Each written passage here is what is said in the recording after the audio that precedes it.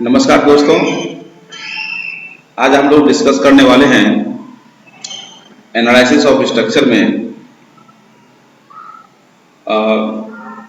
Degree of static इनडिटरमिनेसी के बारे में। ये टॉपिक क्यों इम्पोर्टेंट है स्ट्रक्चर के लिए? क्योंकि एनालिसिस करने से पहले किसी भी स्ट्रक्चर को हम लोग चेक करते हैं कि वो स्ट्रक्चर स्टेबल है या नहीं है।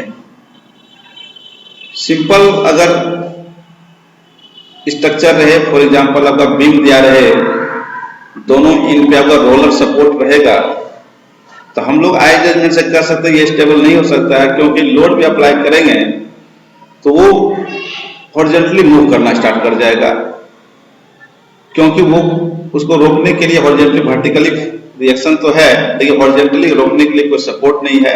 तो हम लोग समझ सकते हैं ये स्टेबल नहीं हो सकता, लोड डालेंगे मूव करना स्टार्ट कर जाएगा। जबकि स्ट्रक्चर को स्टेबल होना चाहिए, एक जगह फिक्स होना चाहिए। फॉर एग्जांपल आपका एक बॉल है, बॉल के ऊपर एक बॉल रखने का प्रयास कीजिएगा तो देखिएगा कि वो स्टेबल नहीं रहेगा, हमेशा ग्रेविटी के अंदर ग्रेविटी को गिरेगा ही गिरेगा। तो इसीलिए किसी भी स्ट्रक्चर को चेक किया जाता है कि वो स्टेबल है या नहीं है। अगर वो स्टेबल है तभी हम एनालिसिस कर सकते हैं। तो पहला जो क्वेश्चन है स्टेबल है या नहीं है, उसका आंसर ही आज का टॉपिक देगा। दूसरा पार्ट है, दूसरा क्वेश्चन है, अगर वो स्टेबल है स्ट्रक्चर तो वो डिटर्मिनेट है या इनडिटर्मिनेट है। कहने का अर्थ है डिटर्मिनेट और इनडिटर्मिनेट का डिफरेंशिएट कैसे करेंगे कि जितना स्ट्रक्चर को भी रहता है उस स्ट्रक्चर में जितना मिनिमम सपोर्ट होना चाहिए उतना ही रहना चाहिए, और मिनिमम मेंबर जितना होना चाहिए। जितना मिनिमम सपोर्ट और मिनिमम मेंबर का कॉम्बिनेशन अगर वो स्टेबल है, किसी भी स्ट्रक्चर को स्टेबल होने के लिए जितना भी मिनिमम सपोर्ट होना चाहिए उतना है उसके पास, या जितना मेंबर होना चाहिए उतना है, तो उसको बोलते हैं डिटर्मिनेट स्ट्रक्चर। अगर एक भी मेंबर ज्यादा हो गया उसमें, या एक भी सपोर्ट ज्यादा हो गया, या दोनों केस हो गया, उसी स्ट्रक्चर को बोलते हैं ओवर स्टेबल है।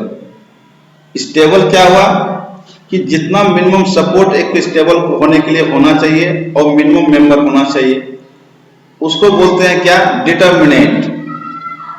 उसको हम इजिली एनालिसिस कर सकते हैं विदाउट एनी जुगाड़ से। कोई भी जुगाड़ करने की इसमें जरूरत ही नहीं है। Simple law of static equilibrium condition लगाएंगे, summation v equal to 0, summation h equal to 0, summation m equal to 0। बस आसानी से उसको एनालाइज कर सकते हैं। फोर्स निकालना, कुछ भी निकालना, अननोन पैरामीटर जिसको बोलते हैं सपोर्ट रिएक्शन, आराम से निकाल सकते हैं। लेकिन उसमें एक भी सपोर्ट एक्स्ट्रा हम कर दिए, एक भी मेंबर हम एक्स्ट्रा डाल दिए, क्योंकि स्ट्रक्चर को इकोनॉमिकल बनाने के लिए सिंपली सपोर्टेड है तो क्या होता है कि सैग बेंडिंग मोमेंट को कम करने के लिए बीच में एक्स्ट्रा सपोर्ट लगाते हैं। क्योंकि डेप्थ को जब भी बीम लेंथ ज्यादा लेंथ होगा, सैग ज्यादा सिंपली सपोर्टेड है, डिटर्मिनेंट है, तो इसमें डिटर्मिनेंट में क्या होता है कि दोनों एंड का बेंडिंग मोमेंट 0 होता है, तो सैग ज्यादा होगा, डेप्थ ज्यादा होगा, कॉस्ट ज्यादा होगा। तो उसका तो एनालिसिस करना बहुत आसान है। लेकिन जब मॉडर्न जो डेवलपमेंट है, मॉडर्न थॉट है, क्या है, उसको क्या कर दिया कि उसमें एक और बीच में सपोर्ट लगा दिया। सपोर्ट लगाने से क्या हुआ कि डेप्थ जो थिकनेस था बीम का वो कम हो गया, इकोनॉमिकल डिजाइन हो गया। लेकिन यहाँ प्रॉब्लम हो गया, उसको डिजाइन के उसको एनालिसिस कैसे करेंगे? तो एक लॉ ऑफ कॉम्पैटिबिलिटी आता है। लॉ ऑफ कॉम्पैटिबिलिटी बोलता है डिफ्लेक्शन एट एनी जॉइंट पर 0 होता है, या वो सिंक अगर कर गया तो उसके बराबर होता है। कहने का अर्थ है इन डिटर्मिनेंट को डिटर्मिनेंट में चेंज करने का जो बीच में जो जुगाड़ है वो 2 मेथड से निकाला जाता है, फोर्स मेथड से और डिस्प्लेसमेंट मेथड से। तो फोर्स मेथड में जो अननोन पैरामीटर होता है, यही आपको पढ़ना डिग्री ऑफ स्टैटिक इनडिटरमिनेसी। और डिस्प्लेसमेंट मेथड जो अननोन पैरामीटर होता है वो होता है थीटा होता है और डेल्टा होता है, जिसको मतलब डिस्प्लेसमेंट, जिसको मतलब डिग्री ऑफ फ्रीडम होता है वो। तो ये बात मैं बताऊंगा डिटेल में, लेकिन आज का जो टॉपिक जो फोकस रहेगा सिर्फ स्ट्रक्चर को स्टेबल है या नहीं है, फर्स्ट क्वेश्चन फाइंड आउट कर सकते हैं। दूसरा डिटर्मिनेंट है या इनडिटर्मिनेंट है। इनडिटर्मिनेंट है कितना डिग्री इनडिटर्मिनेंट है, मतलब क्या है कि कितना एक्स्ट्रा सपोर्ट दिए, कितना एक्स्ट्रा मेंबर दिए तो इनडिटर्मिनेंट हो गया। बस यही तक टॉपिक है। नेक्स्ट टॉपिक आगे कैसे हम फाइंड आउट करेंगे, फोर्स मेथड में बहुत सारा मेथड है, लॉ ऑफ कंपैटिबिलिटी यूज करके बहुत सारे मेथड, उसको मैं स्टेप बाय स्टेप बताऊंगा।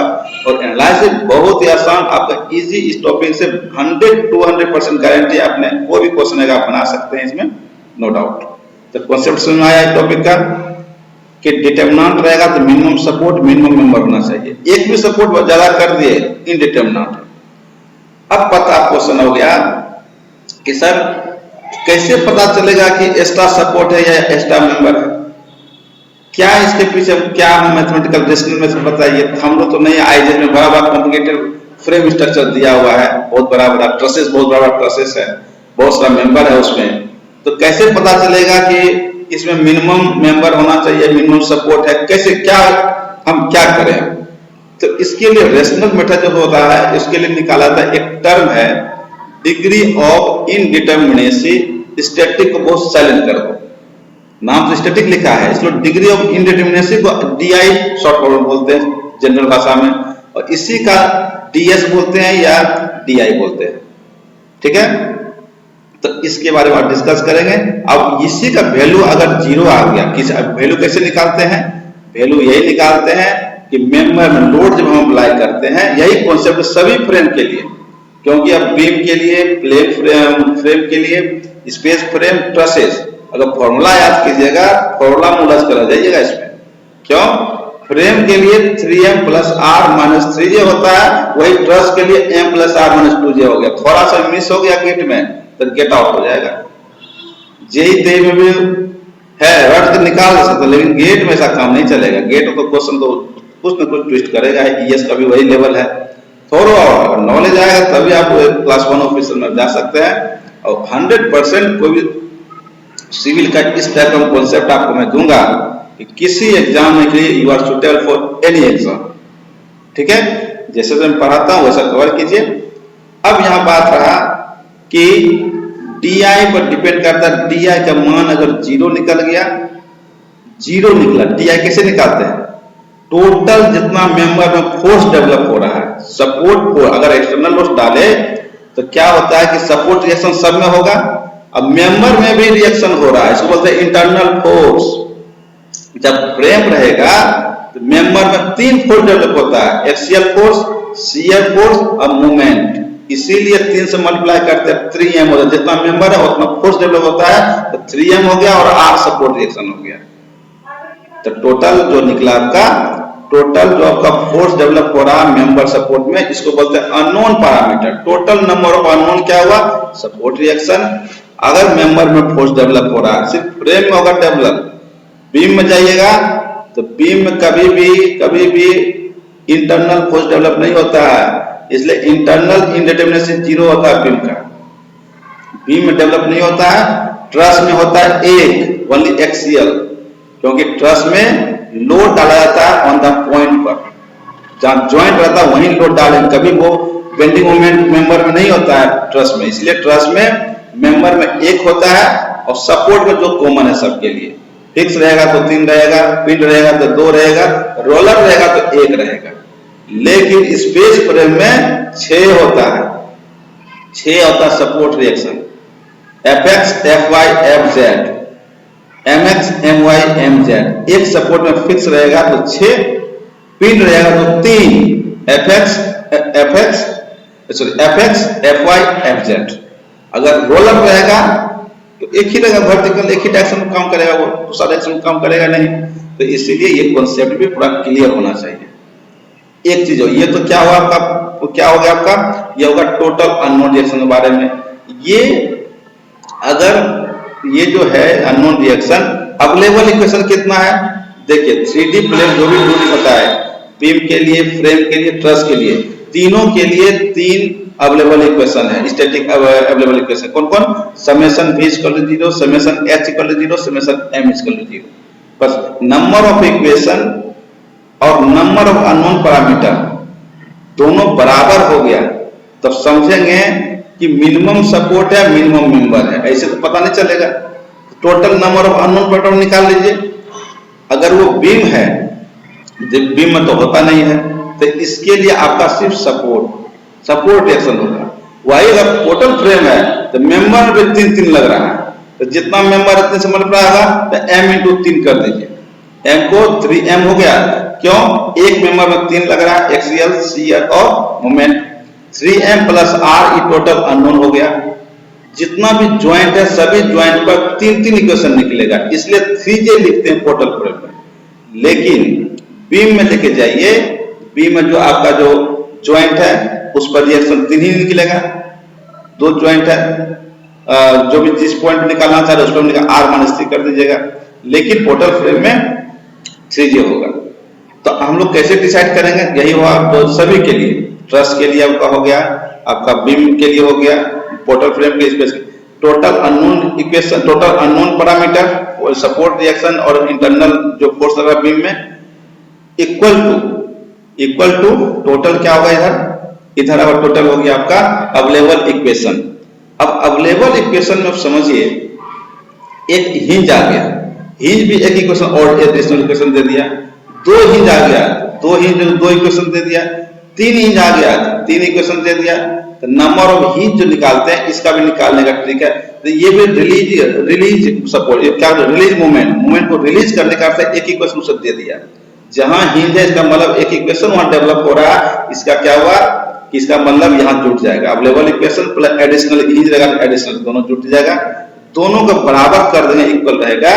तो डी इक्वल टू होगा total number of unknown parameter minus total number of available equation plus वो कर दीजिए आपका हिंज का एडिशनल इक्वेशन बोलते हैं, ए से बोलते एडिशनल इक्वेशन, इक्विलिब्रियम इक्वेशन। तो ये इसको डिफरेंस, अब डी का वैल्यू अगर 0 है तो दोनों बराबर हो गया, तो समझ में आएगा कि मेंबर जो है सपोर्ट मिनिमम है, तो डिटर्मिनेंट है, उसको कोई जुगाड़ नहीं करना पड़ेगा। लॉ ऑफ स्टैटिक इक्विलिब्रियम से लगा के समेशन बी, समेशन ए, समेशन अब सब निकाल सकते हैं। अगर इसका मान निगेटिव आ गया,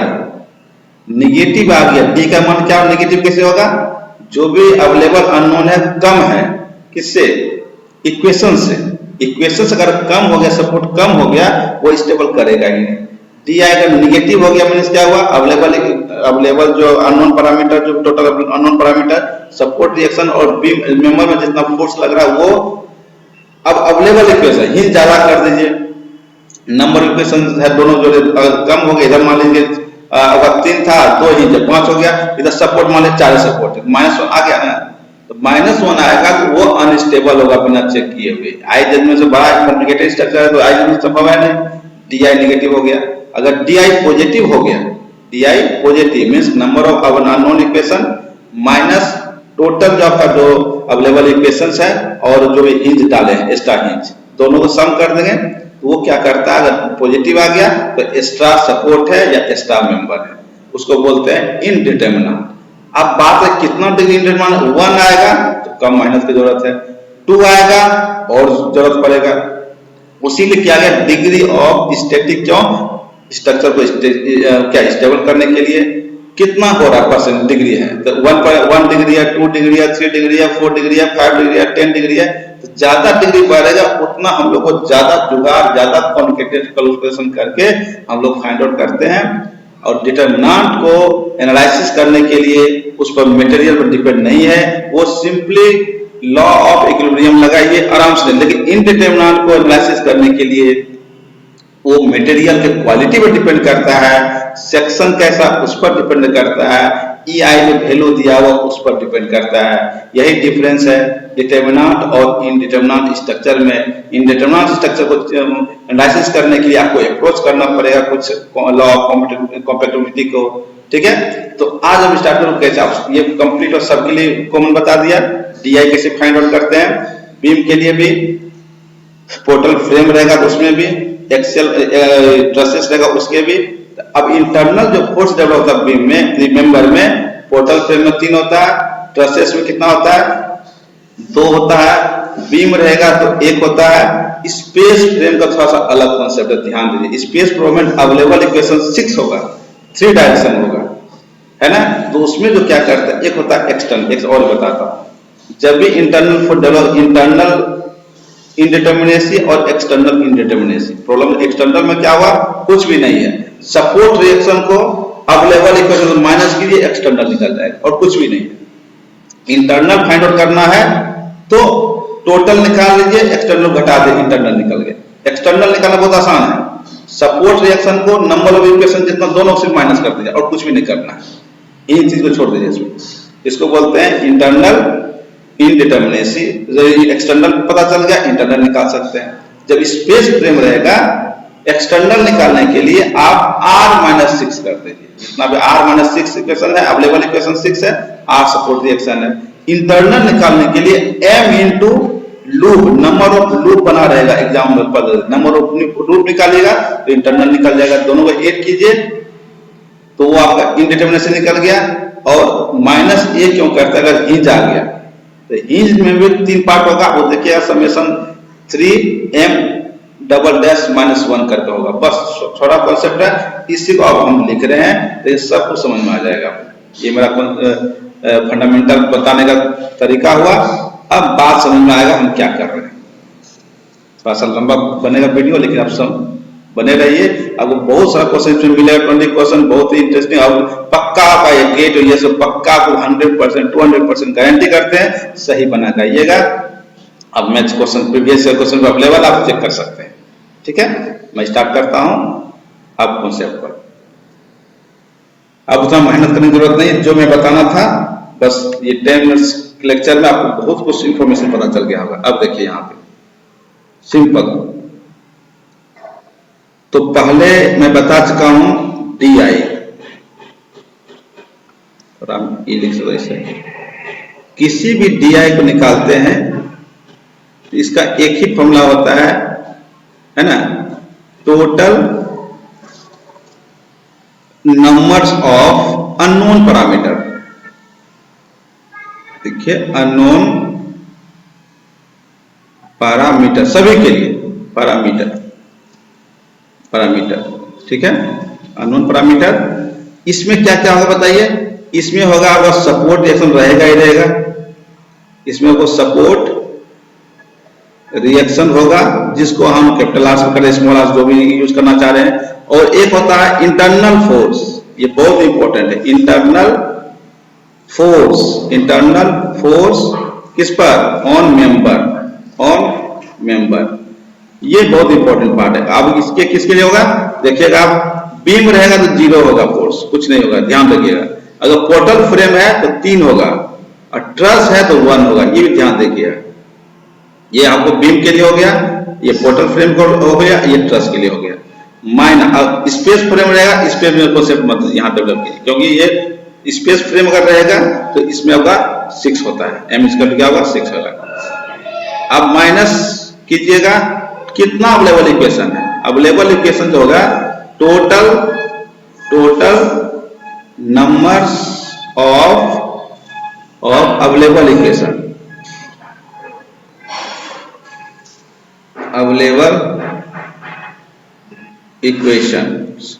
अब ये अवेलेबल इक्वेशन क्या, available static equation, sorry static लिख दीजिए यहाँ पे, स्टैटिक इक्विलिब्रियम, बस हो गया, ये लिखना पड़ेगा यहाँ पे। और ये तो हो गया अवेलेबल इक्वेशन। अगर हिंज रहा तो प्लस कर दीजिए एडिशनल, ए लिख दीजिए यहाँ पे। ये क्या हुआ, additional equilibrium condition due to hinge, ये जो हुआ यहाँ पे वेयर लिख देते हैं आराम से। ए जो होता है आपका एडिशनल के लिए होता है, एडिशनल है ना,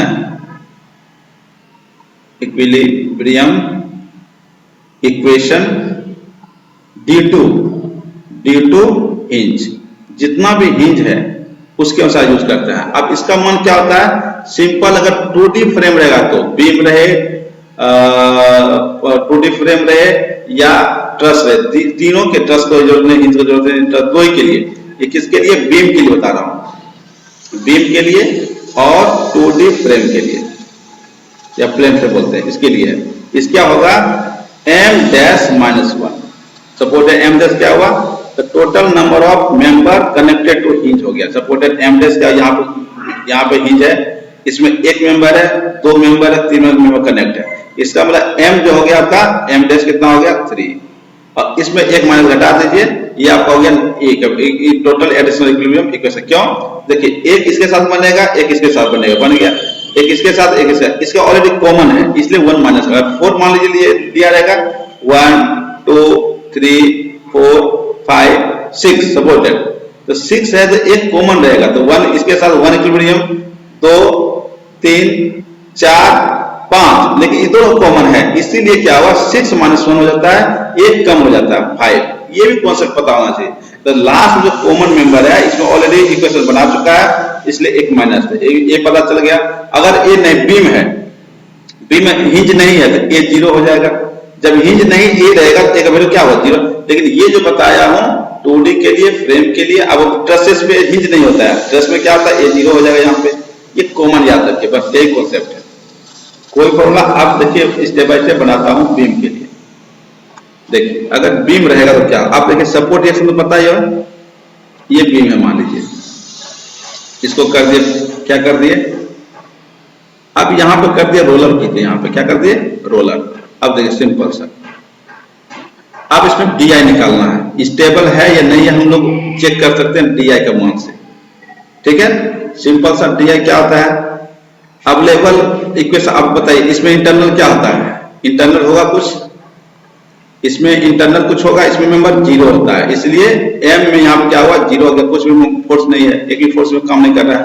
इसमें सपोर्ट क्या है 1 2 3 r इक्वल टू 3 हो गया तो r इक्वल टू आपका निकल गया 3, यहाँ 3 यूज कीजिए। कुछ भी मेंबर है 0 नहीं, अवेलेबल इक्वेशन कितना हो सकता है, कोई भी अवेलेबल इक्वेशन 3 हो सकता है, -3 कर दीजिए, अवेलेबल कितना हो 0। जब ये 0 हो गया DI का मान जब 0 हो गया स्ट्रक्चर जो दिया हुआ simply supported with 1 in pin other in roller, ये हुआ डिटरमिनेंट स्ट्रक्चर। इसको कोई डिटरमिनेंट स्ट्रक्चर है, डिटरमिनेंट स्ट्रक्चर हो गया ये, बस इसको आसान। इसका मतलब क्या हुआ जितना भी हमको सपोर्ट चाहिए, मिनिमम सपोर्ट और मिनिमम मेंबर, दो सपोर्ट चाहिए, एक रोलर एक पिन एक मेंबर होना चाहिए, बस इससे ज्यादा नहीं है। इसको हम लॉ ऑफ इक्विलिब्रियम कंडीशन से निकाल सकते हैं, इसमें कहीं कोई प्रॉब्लम नहीं है। अगर यही आपका जो बीम है, अगर आपका बीम इस टाइप से बन गया, किस टाइप से, इस टाइप से बन गया, यहां पर मान लीजिए दे दिया पिन, आप लोग जो थर्ड ईयर पढ़ते हैं पिंट और हिंज समझ यहां भी पिंट कर देते होंगे, और जनरली हम लोग बनाते हैं ना जब एनालिसिस करते हैं ऐसे कर देते हैं इस टाइप से और इस टाइप से करते हैं। लेकिन वो समझना पड़े एक पिन है एक रोलर, आप देखिए इसमें निकाल रहे हैं, तब बताइए इसमें कितना है, बताइए इसमें कितना है। बहुत अच्छा समझ में आएगा, थोड़ा बने रहिए, थोड़ा वीडियो लंबा बनेगा कोई बात नहीं, लेकिन बहुत कुछ सीखिएगा इसमें। इसमें R2 हो गया, इसमें भी देखिए R2 हो गया, R2 आप निकालिए DI का मान, R कितना 2 + 2 कितना हुआ 4, इक्वेशन कितना निकला अवेलेबल, हिंज तो है नहीं, इक्वेशन कितना है 3। अब देखिए R = 1, इसका मतलब है जितना सपोर्ट है उससे ज्यादा कुछ मेंबर भी है, सपोर्ट रिएक्शन या रोलर होना चाहिए, इसलिए क्या इनडिटरमिनेंट, इसको नहीं एनालाइज कर सकते, इसको इनडिटरमिनेंट स्ट्रक्चर हो गया। इसको लॉ ऑफ कॉम्पेटिबिलिटी लगा कर हम यूज करेंगे तो डिग्री कितना निकल गया 1, क्या निकलेगा 1। अब इसी जगह को फिक्स कर दीजिए, इसको क्या कर दिए इसको फिक्स कर दीजिए, देखिए इसका कितना निकलेगा डिग्री, इसको पिन कर दीजिए या इसको बना पिन हो गया तरह से, ये फिक्स है तो R कितना निकल गया R1 3, ये पिन है एक वर्टिकल एक हॉरिजॉन्टल, R वैल्यू कितना हुआ R2 = 2। अब यहां निकालिए DI निकालना, इसका कितना निकालना DI, तो कितना होगा 3 + 2 5, अवेलेबल इक्वेशन कितना 3 है, क्यों अवेलेबल इक्वेशन होगा आपका समेशन V = 0, समेशन H = 0 और समेशन M = 0। अब 2, अब बताइए ये ज्यादा, अब किसका वैल्यू ज्यादा है, इसका 1 है, इसका इनडिटरमिनेसी कम है, इसका ज्यादा कितना 2 डिग्री है या 1 डिग्री है। इसको एनालिसिस करना और इसको एनालिसिस करना, इसमें ज्यादा कॉम्प्लिकेटेड है, ये कम करो, इसको निकालना अननोन कम होगा, इसका अननोन ज्यादा है। क्यों देखिए 3 यहाँ पे 5 अननोन है, यहाँ पर 4 ही अननोन है, इसका एनालिसिस करना थोड़ा सा डिफिकल्ट है, लेकिन इसके रिस्पेक्ट में कम है। जितना डिग्री ऑफ इनडिटरमिनेसी ज्यादा रहेगा उतना कॉम्प्लिकेटेड इसका एनालिसिस करना अननोन उतना ज्यादा होगा। ये बीम के लिए हो गया। इसमें कहीं कोई दिक्कत, अगर इसी में हिंज कर दिया, मान यहाँ कर दिया हिंज, क्या कर दिया यहाँ पे हिंज, हिंज किया तो एक और अवेलेबल इक्वेशन कितना था 3, एक और इसमें ऐड होता है, देखिए 2 मेंबर है m-1, यहाँ -1 एक और कर दीजिए। इसका मतलब क्या हुआ, तो 5 - 4 इक्वल क्या हुआ 1। एक हिंज करने से एक एक्स्ट्रा इक्वेशन निकलेगा, ये इसमें जुड़ा अवेलेबल इक्वेशन टोटल मिला क्या हुआ, एक इक्विलिब्रियम इक्वेशन देखो हिंज में इसको प्लस भी कर सकते हैं, यहाँ बार ब्रैकेट कर दीजिए अगर हिंज रहेगा तो हिंज रहेगा तो एक्स्ट्रा 1 होगा, अगर सिर्फ हिंज नहीं रहेगा तो 2 होता, अगर हिंज लगा दिए तो 1 हो गया। ये आपका बीम का कॉन्सेप्ट हो गया। सेकेंड, अगर पोर्टल फ्रेम रहेगा तो पता ही नहीं है, तो पोर्टल फ्रेम कुछ भी रह सकता है, इस टाइप रह सकता है। मान लीजिए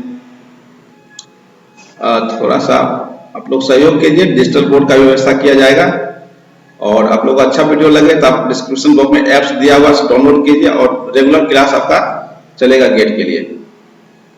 इस टाइप स्ट्रक्चर मान लीजिए, आप जब भी ओवरहैंग रहेंगे तो इसको काउंट नहीं करते, ध्यान दीजिए। आपका पोर्टल फ्रेम है, अब इसमें निकालना है DI स्टेबल है या नहीं।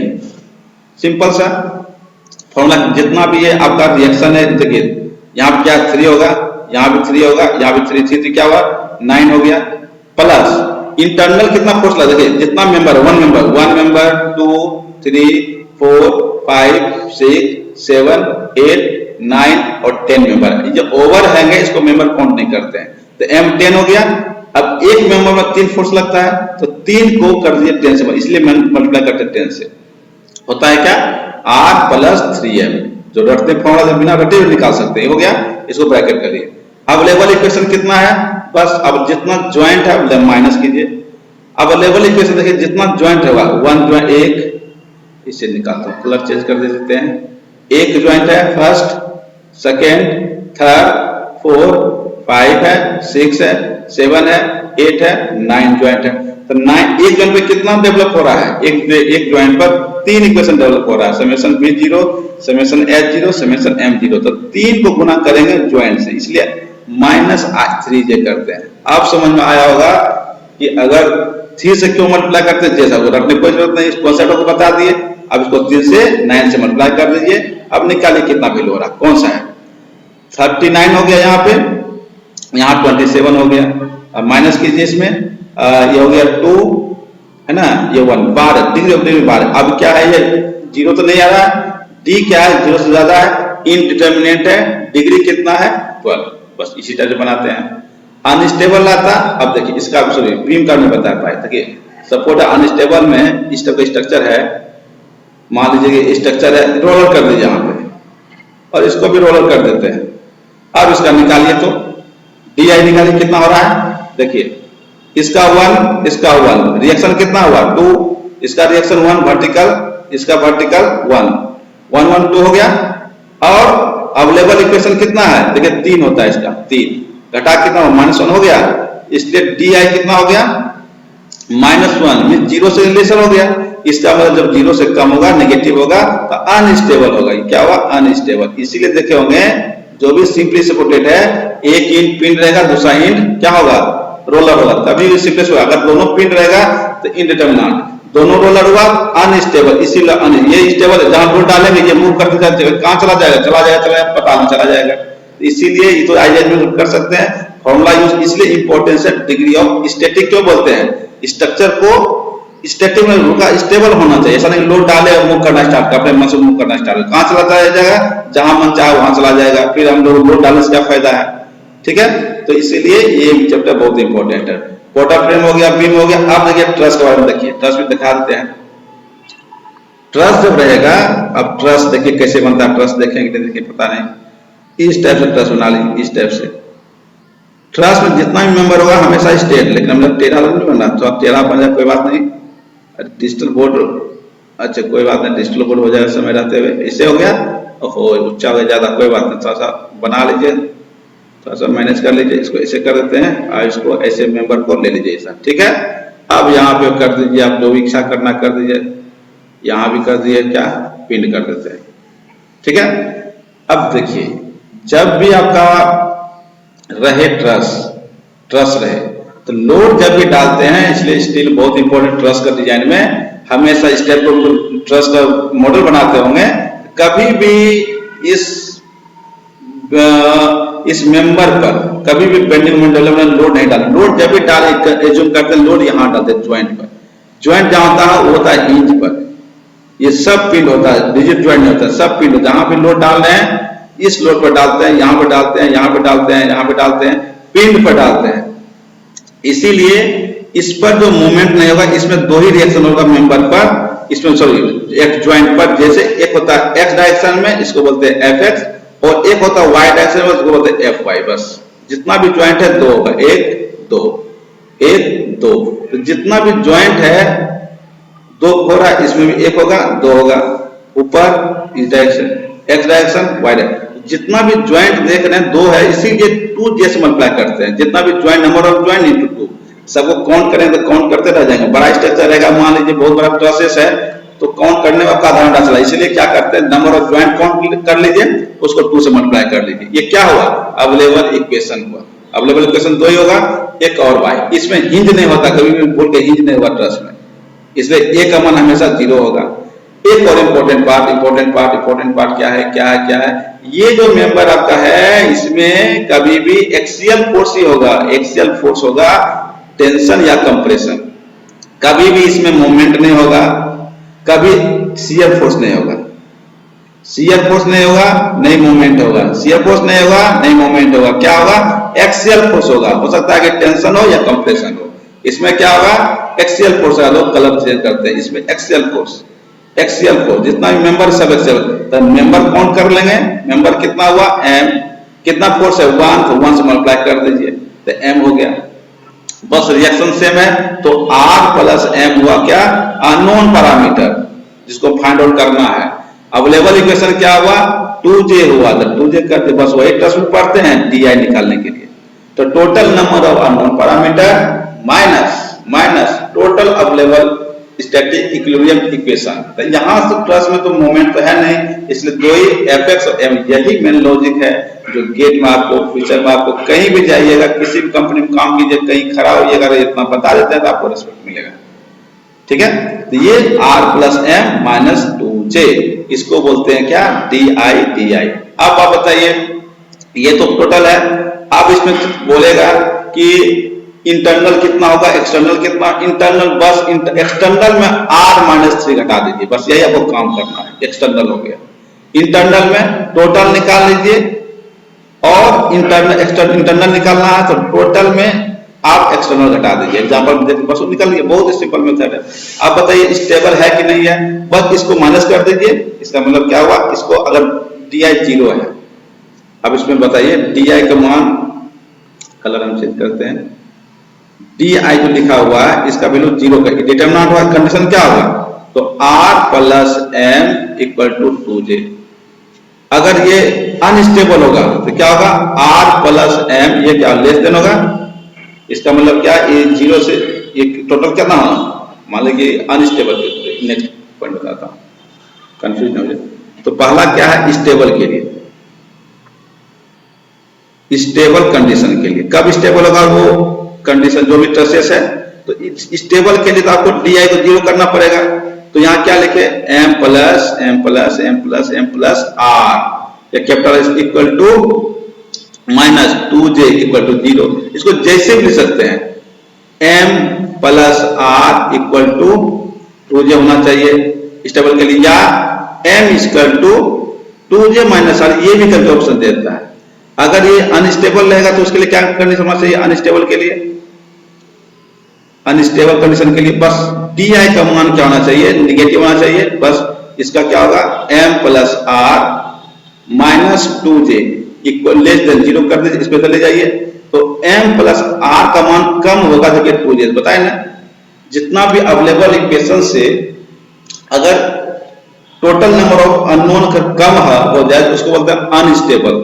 अनस्टेबल, देखिए टोटल अवेलेबल इक्वेशन है, इसको बोलते हैं रिएक्शन सपोर्ट रिएक्शन, इसको बोलते हैं इंटरनल फोर्स इन मेंबर। ये दोनों अगर कम हो गया टोटल अवेलेबल इक्वेशन से, तो ये क्या हुआ, अनस्टेबल। ऐसे ज्यादा हो गया तो over stable. Over stable indeterminate होता है, यही केस अगर ओवर स्टेबल के लिए, ओवर स्टेबल इसके लिए क्या होगा, di का वैल्यू ग्रेटर देन 0 से ज्यादा होगा। इसका मतलब क्या है, ये m plus r minus 2j greater than 0 कर दीजिए, 2j किधर लाइए तो m plus r greater than 2j, बस इसके लिए ओवर स्टेबल है, इसका मतलब इनडिटरमिनेट स्ट्रक्चर है, बस हो गया। ओवर स्टेबल कर सकते हैं तो इनडिटरमिनेट हो गया, स्टेबल है, di 0 होगा तो क्या होगा, di 0 रहेगा तो जस्ट स्टेबल, इसको बोलते हैं डिटरमिनेंट, लेस देन 0 रहेगा तो अनस्टेबल, मोर देन 0 रहेगा।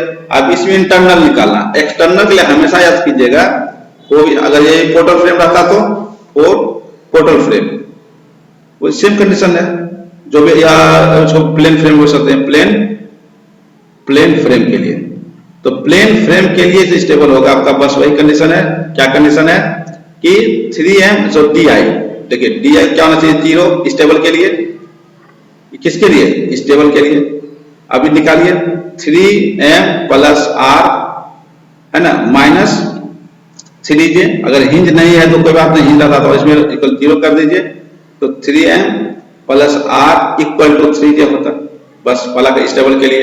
अनस्टेबल के लिए उसी प्रकार कर सकते हैं, di लेस देन 0 कीजिए अनस्टेबल, अगर di ग्रेटर देन 0 हो जाएगा तो क्या होगा ये, या ओवर स्टेबल या इनडिटरमिनेट के लिए कंडीशन, इनडिटरमिनेट रहेगा तो ग्रेटर देन 0, 0 रहेगा डिटरमिनेट के लिए, लेस देन 0 इसका मतलब क्या हुआ टोटल रिएक्शन, देखिए ये हुआ सपोर्ट रिएक्शन, ये हुआ इंटरनल फोर्स इन मेंबर, ये भी अननोन है, ये भी unknown, total unknown is lesser than total available equation, एक जॉइंट पर 3 इक्वेशन है, टोटल जॉइंट में कितना हुआ, ये बराबर रहेगा तो जितना नंबर ऑफ सपोर्ट चाहिए उतना minimum support minimum member stable के लिए, यही एक ये मेथड है जो हम फाइंड आउट कर सकते हैं। कोई भी कॉम्प्लेक्स स्ट्रक्चर है तो हम स्टेबल है या नॉन स्टेबल है, डिटरमिनेंट है, इनडिटरमिनेंट फाइंड आउट कर सकते हैं। एक आपका बचा स्पेस फ्रेम, देखिए लास्ट में आपका बचा स्पेस फ्रेम, कुछ भी नहीं है, बहुत आसान, इसमें भी देखिए ये आपका स्पेस फ्रेम है, ये आपका क्या है स्पेस फ्रेम, जैसे आप देखते हैं जो लाइन का जाता है 33,000 वोल्ट, उसमें देखते हैं ट्रसेस, 3D ट्रसेस, उसे अगर मान लीजिए इसको ले लीजिए, यहाँ सपोर्ट मान लीजिए कुछ भी हो सकता है, यहाँ पे इस टाइप से लीजिए, यहाँ पे आपका फिक्स्ड है, यहाँ पे आपका क्या है फिक्स्ड है, और ये भी आपका फिक्स्ड है, पिन भी ले सकते हैं, कुछ भी हो सकता है। तो इसमें क्या है कि di जो निकालना पड़ता है, इसमें एक्सटर्नल के लिए अलग निकालिए, इंटरनल के लिए अलग निकालिए, और माइनस हिंज, कहीं पे हिंज रहेगा उसको ए से नोट करते हैं, बस ये 3 काम करना है। तो एक्सटर्नल निकालने के लिए जो फॉर्मूला होता है बस वही होता है, टोटल रिएक्शन को R मान लीजिए माइनस अवेलेबल इक्वेशन, जितना भी अवेलेबल इक्वेशन है, अवेलेबल इक्वेशन जितना भी होगा उसको मान लीजिए 6 ही होता है, यहाँ पे टोटल अवेलेबल इक्वेशन क्या है 6, क्यों एक अगर फिक्स लेते हैं यहाँ पे, अब टोटल रिएक्शन निकाल दिया अवेलेबल इक्वेशन, इसको अब एक्सटर्नल निकल जाए, टोटल रिएक्शन कैसे निकलेगा, देखिए यहाँ पे 6 होगा, Fx Fy और Fz, फिर इसमें मोमेंट भी तो है, तो Mx My और Mz, तो ये 6 हो गया, तो R1 जो निकल गया यहाँ पे 6, यहाँ भी 6, यहाँ भी 6, देखिए यहाँ पे 3 निकलेगा, कैसे 4 3 Fx Fy और Fz, यहाँ क्या हुआ 3। अगर ये रोलर रहता, मान लीजिए कहीं रोलर रहता, इसमें 1 ही निकलता, R कर लो क्या होगा, रोलर के लिए 1 निकलता, यहाँ पे रोलर तो है नहीं, तो यहाँ पे क्या पिंड है तो 3 निकल गया, तो 3 प्लस 6 9 हो गया, यहाँ हो गया 9 माइनस 6 क्या हुआ 3 निकल एक्सटर्नल। अब देखिए इंपॉर्टेंट पार्ट इंटरनल निकालना है, क्या निकालना है इंटरनल, इंटरनल के लिए आपको ये लूप देख रहे हैं, ये लूप 1 लूप होता है, इसका मतलब होता है m इंटू सी होता है, m क्या हुआ अवेलेबल इक्वेशन कितना है 6, लूप ये नंबर ऑफ सी क्या नंबर ऑफ लूप है, नंबर ऑफ लूप, कितना लूप ये डेवलप कर रहा है, 1 लूप है, अगर इसमें और आगे रहता है इस तरह से मान लीजिए और आगे हो सकता था इधर से, तो 1 लूप 2 लूप होता है, यहाँ पे 1 है तो 1 यूज कीजिए बस 6, इसको अब हिंज नहीं है ये 0 हो जाएगा, अब इसको 8 कीजिएगा, हिंज रहेगा तो कैसे निकालेंगे हिंज, मान लीजिए यहाँ पे हिंज दे दिया, यहाँ पे सपोर्टेड, यहाँ पे हिंज दे दिया, कहाँ पे हिंज, ये लीजिए हिंज, अब कितना मेंबर यहाँ लगा हुआ देखिए 1 2 3, यहाँ पर भी हिंज दे दिया, मान लीजिए यहाँ कर दिया 2 हिंज दे दिया, तो ए का मान निकालना है, ए का मान यहाँ आराम से निकाल सकते हैं। ए का जो फॉर्मूला होता है ध्यान दीजिएगा, summation of 3m dash minus 1 होता है, बस इसका मतलब क्या हुआ 3 क्यों मल्टीप्लाई करते हैं, क्योंकि 3D डायरेक्शन है, 3 डायरेक्शन मूवमेंट है, तो 3m डैश का पहला इसके कितना 1 2 3 कनेक्ट है, तो 3 माइनस 1 हो जाएगा पहला काम, प्लस ये कितना मेंबर, 2 मेंबर कनेक्ट है, तो 2 -1 हो जाएगा, बस ऐसे निकालते हैं। कैलकुलेट कीजिए, 3 इंटू 2 इंटू 2 प्लस 3 9 हो गया यहाँ पे। बस इसमें क्या होगा, DI निकालना है, तो ये हो गया आपका 3 वैल्यू प्लस DI क्या 6 हो गया, अब प्लस माइनस इसमें कितना है 2 + 1 3 3 इंटू 9, यहाँ पर 9 कर दीजिए। देखिए 3 + 6 क्या हो 9 9 0, ई डिटरमिनेंट स्ट्रक्चर हो गया इस टाइप का। सो क्या बोलते हैं, अगर यहाँ हिंज करते हैं, यहाँ हिंज करते हैं, दो हिंज एक्स्ट्रा डालते हैं तो D = 0 निकल गया, डिटरमिनेंट करते हैं। ठीक है, ये लास्ट कॉन्सेप्ट है। लास्ट एक इंपॉर्टेंट पॉइंट बता रहा हूं, वो भी स्टेट प्रो में अगर एनालिसिस करते हैं, कोई भी आप स्टेट प्रो में एनालिसिस करते हैं, देखते हैं फ्रेम से जो बनाते हैं ना, तो इस टाइप से फ्रेम से बनाते होंगे, सिंपल बना लेते हैं अभी, इस टाइप से बनाते होंगे फ्रेम स्ट्रक्चर। ये बहुत इंपॉर्टेंट है, और कहीं आपको तो यहाँ पे सपोर्ट देखिएगा ना, कभी कभी क्या होता है कि स्टेप को डिजाइन करने से बहुत सारा डिजाइनर क्या आता है, यहाँ फिक्स कर देता है, फिक्स सपोर्ट लाता है।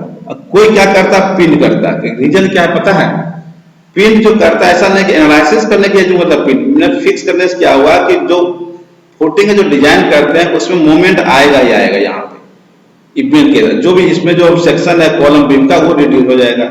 अगर इसको कौन मोड से है, अगर यहाँ फिक्स करेंगे तो इसमें मूवमेंट डेवलप होगा, ये होगा, ये हॉरिजॉन्टल फॉर मूवमेंट डेवलप हो रहा है, तो जो भी कॉलम का डिजाइन करेंगे तो मूवमेंट भी आएगा, जो फुटिंग आएगा यहाँ पे फाउंडेशन का, इसमें मूवमेंट डेवलप होगा। तो कोई डिजाइनर क्या करता है, इसको पिन कर देता है, फिक्स नहीं करके इसको क्या करता है आपका, इसको करता है पिन नहीं करके, इसको इस टाइप से पिन कर, सभी को पिन क्यों पिन करता है, क्योंकि मूवमेंट मोर सेफर रहता है। अगर फाउंडेशन में मूवमेंट नहीं चाहिए, एक्सेल फोर्स ज्यादा चाहिए, ये ज्यादा मोर सेफर देन फिक्स्ड है, तो पिन करने से क्या हुआ, पिन एक्चुअली एनालिसिस के लिए एज्यूम कर इसका जितना मूवमेंट है सब यहाँ ऊपर ट्रांसफर हो जाता है, बीम में कॉलम डिस्ट्रीब्यूट, इसलिए कॉलम का साइज थोड़ा सा ज्यादा होगा कॉलम कंपेयर टू फिक्स में, क्या होगा कॉलम साइज नॉर्मल रहेगा, और जो मूवमेंट होता है कहाँ जाता है, फाउंडेशन में। तो बहुत सारे डिजाइनर क्या होता है, फाउंडेशन डिजाइन करने से एक्सियली कंप्रेसिव फोर्स चाहिए, मूवमेंट को रिलीज करता है। यहाँ पे क्या करते हैं, इस एरिया में जो आपका फिक्स है इसको करते हैं पिन, इसको पिन, तो दोनों स्ट्रक्चर सही है। तो फिक्स करते हैं वो भी एनालिसिस सही है, इसको क्या करते हैं कि कॉलम को मूवमेंट, कॉलम फाउंडेशन में मूवमेंट को कंसीडर करते हैं। पिन करते हैं तो जितना भी इसका मूवमेंट है वो डिस्ट्रीब्यूट होता है कॉलम को, कॉलम या बीम में डिस्ट्रीब्यूट हो जाता है। जब इसका जो फाउंडेशन रहेगा सिर्फ एक्सटर्नल लोड होगा, इसका जो फाउंडेशन बनेगा लोड रहेगा, मूवमेंट यहाँ 0 हो जाएगा। यही स्टेप प्रो में देखते होंगे, कहीं पिन होता है टोटली पिन को एज्यूम करता है या फिक्स को, तो अलग अलग पैरामीटर डिजाइनिंग का एक फिक्स नहीं, एनालिसिस करने का अलग अपना तरीका है। और जब पिन करते हैं ज्यादा मोर सेफर देन क्या है आपका रिजिड ये fix joint at the support, कहाँ पे, किसी भी फ्रेम स्ट्रक्चर के लिए। ठीक है, ये आपका नॉलेज पॉइंट ऑफ व्यू था, एनालिसिस का पार्ट सिस्टम में डिस्कस कर दिया हूं। तो बीच में स्टेट का कुछ पोर्शन आ गया, कुछ देखेंगे एनालिसिस में कुछ कोरिलेट करना है तो उसको भी मैं डिस्कस करूंगा। तो आपका कोर्स का ये टॉपिक कंप्लीट हुआ। अब देखिए प्रॉब्लम नंबर 1, देखिए आप बहुत फास्ट टच में खत्म कर सकते हैं, कुछ भी नहीं है। टाइप 1 कर दिया, सिर्फ बीम रहेगा। अगर लोड कंडीशन दिया रहे तो, अगर यहाँ पे क्या दिया हुआ है, ए बी है, यहाँ पे क्या है आपका देखिए पिन है, यहाँ पर रोलर है, वर्टिकल लोड रहेगा तो रिएक्शन देखिए 2 हो गया, कोई दिक्कत नहीं है। रिएक्शन का कितना हो गया, 2 हो गया। अब इक्वेशन कितना है, इसको ई बोलते हैं कैपिटल, इक्वेशन कितना हुआ, 2 ही निकल, वर्टिकल लोड है। देखिए वर्टिकल लोड मोमेंट ये 2, हॉरिजॉन्टल नहीं दिया हुआ है क्योंकि लोड दिया हुआ मेंशन किया हुआ है, तो ये इंडिटरमिनेंट है। इन स्टैटिक के लिए क्या है, total support reaction minus static equilibrium equation. Support ये की क्यों, क्योंकि इसमें बीम में कोई भी रिएक्शन नहीं होगा, याद रखिए बीम में कोई भी इंटरनल फोर्स काम नहीं करेगा, इसीलिए सपोर्ट रिएक्शन यूज किया। R - 2 0 हो गया, 0 मतलब क्या हुआ, डिटरमिनेंट है, स्ट्रक्चर क्या स्टेबल है और डिटरमिनेंट है। डिटरमिनेंट में क्या हुआ, जितना मिनिमम सपोर्ट मिनिमम मेंबर है तो है।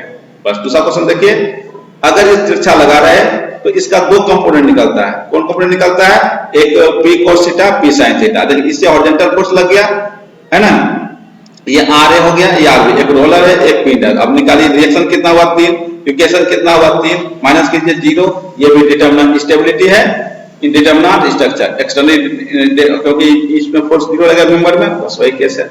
तो लोड अगर नहीं दिया रहे तो ये एज्यूम करके चलना पड़ेगा, पिन है तो 2। लेकिन इस केस में देखिए लोड दिया था, देखिए इसमें एक ही काम कर रहे हैं, यही छोटा छोटा कॉन्सेप्ट आपका क्लियर होगा।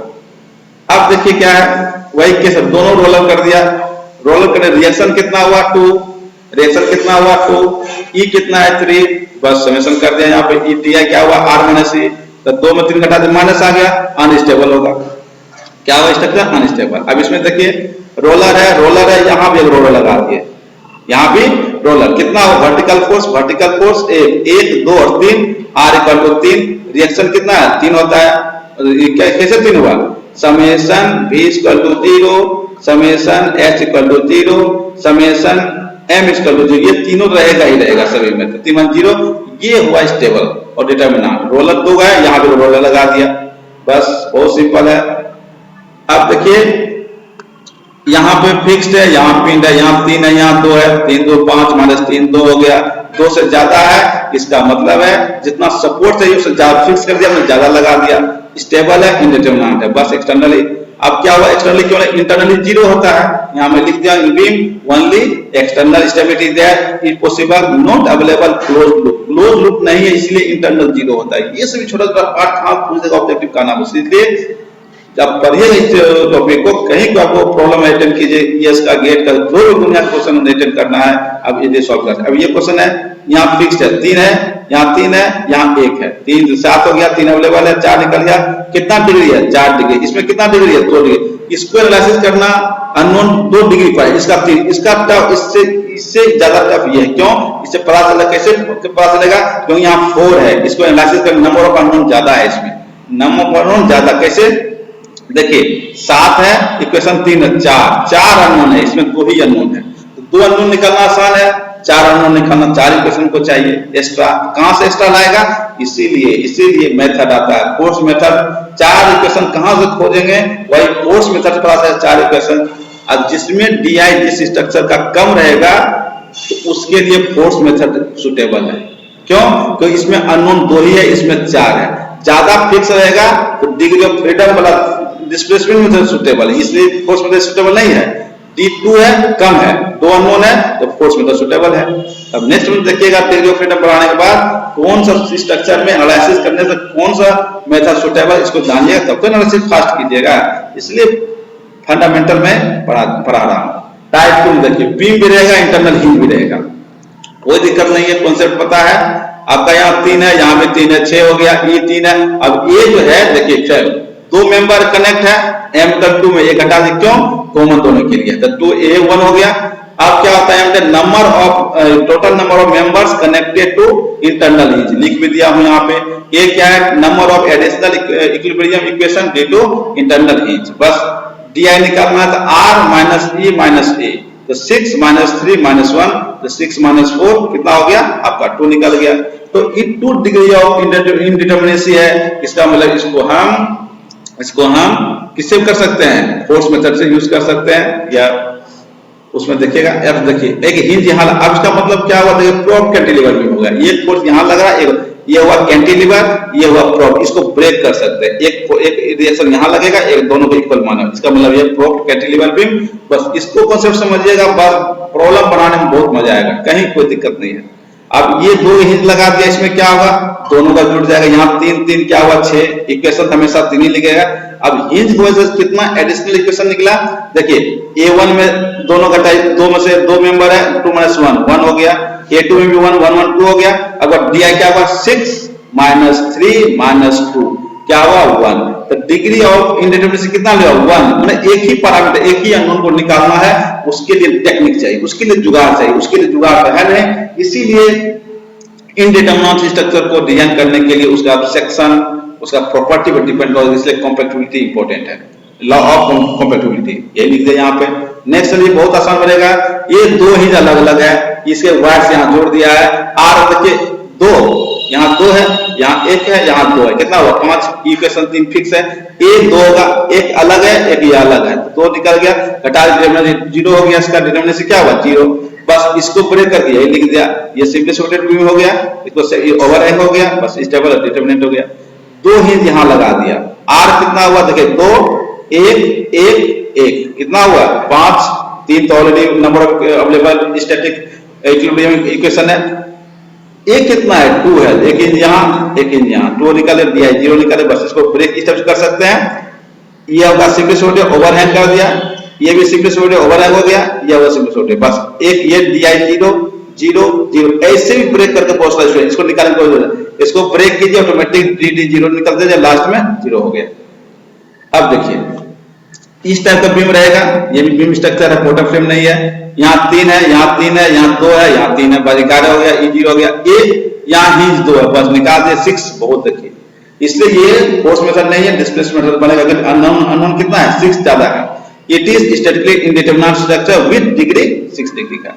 यहाँ हिंज लगा दिया, देखिए गाइडेड में 1 होता है, ये 1 है 3 है 5 हो गया, ये 3 है ए 1 हो गया, निकालिए 1 निकल गया, बस हो गया कंप्लीट। इसको यहाँ पर ब्रेक, यहाँ फोर्स लगा, यहाँ पर लगा, यहाँ सिंपली हो गया, यहाँ पे आपका प्रॉप कैंटिलीवर बीम हो गया, ये कैंटिलीवर बीम हो गया। अब देखिए प्लेन फ्रेम रहेगा, 2D प्लस हिंज दोनों रहेगा, तो क्या होगा ऑलरेडी डिस्कस कर चुके हैं। जब भी हिंज रहेगा, जब भी लोडेड स्ट्रक्चर रहेगा, जिसको सपोर्ट रिएक्शन तो पता ही है, मेंबर में भी डिजोल्व लगता है जब फ्रेम रहेगा, बीम रहेगा तो नहीं था। इसमें क्या हुआ, एक्स के शियर फोर्स, एक्सियल फोर्स और ट्विस्टिंग फोर्स को बोलते हैं मोमेंट, बस एक्स वाई डायरेक्शन में होता है इसको। अब total number of unknown reaction minus total statically equation. अब देखिए इसमें 3 मेंबर है, एक में 3 है, इसमें भी 3, इसमें 9 हो गया, नंबर ऑफ मेंबर इंटू 3 कर दिए, आर रिएक्शन हो गया माइनस 3j प्लस ए। अगर हिंज रहेगा तो एक वैल्यू कुछ होगा, वैल्यू पुट कीजिए। इसमें एम कितना, अब ए निकालना, देखिए कितना जुड़ा हुआ है, 2 जुड़ा हुआ है, तो 2 में 1 घटेगा। अगर 4 मेंशन क्या रहता है, क्या होता है 4 माइनस 1 3 होता है ना। ज्वाइंट पे कितना होता है 3 होता है, इसलिए 3j हो गया। बस यूज कीजिए, कॉन्सेप्ट डेवलप कीजिए, कुछ भी नहीं है। अब निकाल दिए ए एम कितना है, आर कितना है, जे का फॉर्मूला यूज किए, बचता निकल गया। अब एक एक्स्ट्रा क्वेश्चन डाल दिए, ये क्वेश्चन पूछा एडिशनल फोर्स, इसको बोलते हैं एडिशनल, तो ये मेंबर नहीं है, ये एडिशनल फोर्स है। जितना भी एडिशनल फोर्स है अननोन पैरामीटर हो गया। तो डी निकालना, एम कितना 1 2 3 1 2 3, आर कितना 6, जे कितना ज्वाइंट 4, तो डी डैश निकालिए कितना हुआ 3, और डी निकाले 2 और को अननोन आ गया, एक एडिशनल 4 एक 2, तो 2 इसमें और जोड़ दीजिए 5 निकलेगा, इसलिए 3 नहीं 5, ये मेंबर नहीं है, ध्यान, ये मेंबर नहीं, एडिशनल फोर्स का काम करेगा। तो कितना हो गया 5। तो कुछ स्ट्रक्चर आपको ध्यान रखना पड़ेगा, बस वही चीज है, इसमें कुछ फॉर्मूला यूज कीजिए निकल जाएगा। अब इसमें देखिए ओवरहैंग को कंसीडर नहीं करते, बस यही बोले, ओवरहैंग नहीं कर, फॉर्मूला सेम है, हर चीज सेम निकाल सकते हैं। इसमें भी कुछ भी नहीं है, हर चीज देखिए। अब इसमें क्या होगा, एडिशनल ए का वैल्यू दिया, यहाँ 4 है तो 4 माइनस 1 और 3, बस सब फॉर्मूला दिया हुआ, कुछ नहीं है। इसमें भी वही है, हिंज में कितना 1 2 3 4, 4 में घटा दे 3 हो गया। मेंबर कौन के, ये सब मेंबर है, टोटल मेंबर का डी निकाल सकते हैं, कुछ भी नहीं है। अब स्पेस फ्रेम आ गया, कुछ भी नहीं स्पेस फ्रेम में, सिर्फ रिएक्शन याद रखना अच्छे होता है एक्स वाई डायरेक्शन में। डीआई जब निकालते हैं एक्सटर्नल के लिए, इंटरनल सेपरेट निकालिए, minus R dash release moment रहेगा तभी ये काम करेगा, अदरवाइज 0 हो जाएगा। ईआई निकालना है तो आर माइनस 6, एक्सटर्नल इंडिटरमिनेट निकालना है, जितना भी अवेलेबल इक्वेशंस सपोर्ट रिएक्शन में अब माइनस कर दिए किसको, आपका वो ये अवेलेबल इक्वेशन आर 21 में 6 घटे 15 हो गया। डीआई इंटरनल के लिए m into 6 available equation, close कितना है 1 है तो 1 मल्टीप्लाई कर दिया, आर हिंज है कहीं पे नहीं है 0, कितना निकल गया। अब इसमें हिंज रहेगा, बस हिंज का खेला है, हिंज रहेगा तो आप एक वैल्यू निकाल दें, इसमें कोई दिक्कत नहीं है। एक का वैल्यू कहां चला गया भाई, कहां चला गया रे, ये 3m डैश माइनस 1 है, ठीक है ना। तो देखिए आज टॉपर आईएएस टॉपर जो है शुभम कुमार, वो देखिए स्पीच दिया पूरा मैथिली में, ठेठ भाषा में। ठेठ भाषा में जो समझ में आएगा वो कभी भी फॉरेन लैंग्वेज में समझ नहीं आएगा। इंग्लिश में वो 10 सेंटेंस बोलेगा और ठेठ भाषा में 2 सेंटेंस बोलेगा तो तुरंत दिमाग में घुस जाएगा। इसलिए जितना भी कोशिश कीजिए अपना जो लोकल लैंग्वेज उसमें समझने का प्रयास कीजिए, उसमें मेमोरी पावर, तो कुछ भी याद कीजिए तुरंत याद हो जाएगा, क्योंकि वो मदर टंग आपका बोलचाल भाषा का में आराम से समझ जाएगी। इसीलिए देखिए लोकल लैंग्वेज का यूज कीजिए जितना हो सके, अब कॉन्सेप्ट को क्लियर कीजिए, कहना है कॉन्सेप्ट को क्लियर करना है, ठीक है। तो ई आई निकाल आर निकाल, सी क्यों मल्टीप्लाई 3 डायरेक्शन में, इसलिए M double dash equal same है, निकाल दीजिए, ये निकाल दीजिए, बस निकाल दे लो, ठीक ना। अब क्या है, ट्रसेस है, ट्रस का दूसरा नाम क्या है, दूसरा नाम है pin jointed frame. Pin jointed frame क्या बोलते हैं यार, इसमें फोर्स जान रहा बता दिए, इसमें कभी भी मेंबर में एक ही फोर्स काम करेगा, ज्वाइंट पर 2 फोर्स काम करे, मोमेंट 0 है, इसलिए 2j मल्टीप्लाई करते हैं मेंबर को एक से, क्यों, एक ही फोर्स काम करता है, रिएक्शन तो सबका सेम है, तो m plus R minus 2j कर दिए। कितना स्टार, ये हुआ अवेलेबल इक्वेशन, ये हुआ मेंबर अननोन पैरामीटर, दोनों बराबर होता तब तो ये 0 होता, ये ज्यादा ये कम है डिटरमिनेंट, ये कम ये ज्यादा है अनस्टेबल हो जाएगा। बस वही केस दिया हुआ है, m plus r 0 determinant indeterminate unstable, r को कभी कभी गेटवा में इधर कर देता है तो m से 2j माइनस r हो जाएगा, m r को इधर कर दो 2j माइनस r हो जाएगा, बस होगा कहानी खत्म। एक्सटर्नल निकालना है, बस एक्सटर्नल वही कम करना, r को r बराबर 3 रहेगा डिटरमिनेंट, r ग्रेटर देन 3 रहेगा तो 3 क्या हुआ अवेलेबल इक्वेशन, वही चीज है summation v0 summation h0 summation m0, ठीक है, अनस्टेबल हो जाएगा ये बस। और लास्ट तक कोई दिक्कत नहीं है, यही निकाले करके कहानी खत्म। अब ट्रस में क्या रहेगा, we can carry only axial force, bending moment due to the self weight will be neglected, all the members in the truss should be perfectly straight line होना चाहिए, बस ट्रस का नियम है। अब एक और देखो प्रॉब्लम सॉल्व करो इसको, ट्रसेस दिया हुआ बस डी निकालना है, m प्लस आर जो भी लिखा करो, मूवमेंट दिया हुआ जो बस कहानी खत्म हो गया। सब कहानी देखो, और एक्सटर्नल के लिए निकालो r माइनस 3 निकाल दो 1 हो गया, इंटरनल निकालना है तो m प्लस 3 माइनस 2j, एक फॉर्मूला ये भी होता है इंटरनल के लिए, कैसे, क्योंकि एक्सटर्नल होता है r माइनस 3, समझिए यहाँ समझिए क्या, अरे फोटो तो ज्यादा कर दिए, फोटो तो बड़ा कर दिए, क्या कट तो गया है, एक मिनट बाबू, हमें ज्यादा फोटो आ गया क्या, अच्छा कोई बात नहीं, आप बोल कर आपको नोट्स आपको प्रोवाइड कर दिया, इसमें कोई दिक्कत था क्या, अच्छा ये स्किप कर दिए, अच्छा इसमें कोई दिक्कत नहीं है, इसमें कोई दिक्कत नहीं होना चाहिए, इसमें दिक्कत होगा, हाँ ये बताया भी नहीं है, ठीक है। अब देखिए क्या है, कभी कभी गेट में ट्विस्टिंग कर दिया, फोर्स अगर कंकरेंट रहेगा, एक ही लाइन में मिल रहेगा वो भी अनस्टेबल है, पैरेलल रहेगा तो वो भी स्टेबल, देखिए ये भी एक ही लाइन में मिल रहा है ना, इसलिए डी आई का मान तो 0 हो गया, स्टेबल है, लेकिन but structure is unstable externally, बस इनको ध्यान रखना है, ध्यान रखना कैसे, लोड टेस्ट से, जीरो लोड टेस्ट से फाइंड आउट करेंगे। पैरेलल है, पैरेलल रिएक्शन भी अनस्टेबल होता है, कोई भी दो रिएक्शन का कंकरेंट रहे ऑब्जेक्टिव पूछ सकता है, स्टेबल क्या होता है, अनस्टेबल होता है, और है क्यों, हाँ ये दो फोर्स को अगर कहीं मीट कर रहा है, तो जो रिएक्शन दे देगा मीट कर रहा है ना, ये भी अनस्टेबल होता है। अब ये इक्वेशन देखिए, डी आई अगर m plus R minus 2j होता है तो, अरे रे इंटरनल ने बताए थे ना, अच्छा इंटरनल कुछ नहीं है, इंटरनल में सॉरी एक्सटर्नल आई है ना, sorry D I minus external, बस कुछ नहीं, डी आई क्या होता है तो m plus R minus 2j, अब डी आई तो होता है इसमें देखिए r माइनस 3 कर दिए, बस हो गया, एक ही चीज तो है, इसमें निकालिएगा तो m हो गया, r कैंसिल कर दीजिए, माइनस 3 हो गया, और माइनस सॉरी प्लस 3 हो गया, प्लस 3 हो जाएगा, 2j हो जाएगा, यही फॉर्मूला है इंटरनल का। कहाँ गया रे भाई, कहाँ, यही m plus 3 minus 2j internal के लिए, एक्सटर्नल के लिए, तो नोटेशन गलती कर दिए क्या, अच्छा मैनेज कर लीजिए आप लोग, डी आई ये जो भी मैनेज कर सिंबल खाली गलत लिखे, बस यही निकालते हैं, D I formula m plus R 2j, इसको निकालें r माइनस 3 से m प्लस 3 माइनस 2j, बस निकाल दिए। ये अनस्टेबल आप check zero load test use करते हैं, इसलिए ये स्पेशल केस ध्यान रखिएगा। तो D I m plus R minus 2j होता है, फिर देते हैं जीरो डिटरमिनेंट, लेकिन क्या है अनस्टेबल ये स्ट्रक्चर, स्टेबल कैसे होगा, बस इसको क्या किए जो आप यहाँ मिला दिए, इसको यहाँ मिला दिए, इसको यहाँ में, ऐसे जब घुमा के कर दिए तो स्टेबल हो गया। तो कुछ जैसा जो केस आएगा ही, कुछ ऑप्शन तो रहता है ये, ठीक है ना। तो इस टाइप के स्ट्रक्चर को ऑल बुक में देखिएगा, प्रीवियस ईयर का जो भी क्वेश्चन एसएससी जेई रहे, गेट रहे, ईएस रहे, जो भी पूछा सब कलेक्ट करके ऑनलाइन टेस्ट जो व्यवस्था किया उसमें मैं डालूंगा, इससे रिलेटेड ऑनलाइन टेस्ट ज्वाइन कर सकते हैं, और एप्स का जो डिस्क्रिप्शन बॉक्स में डिटेल दिया रहेगा आप ज्वाइन कीजिए। आपका 31 जनवरी तक ये कोर्स में कंप्लीट करूंगा गेट ईएस का, एनी हाउ, ठीक है। नेक्स्ट लेसन आपका डिग्री ऑफ फ्रीडम पर रहेगा। अगर आप लोग को अच्छा लगे, जिसको आप शेयर कीजिए जितना जल्दी कर सकते हैं, और इसको लाइक कीजिए, कुछ कमेंट कीजिए, ताकि हम लोग कुछ कॉन्फिडेंस आएगा कि और मैं अच्छा से अच्छा ऑनलाइन यूट्यूब में लेक्चर डालूं।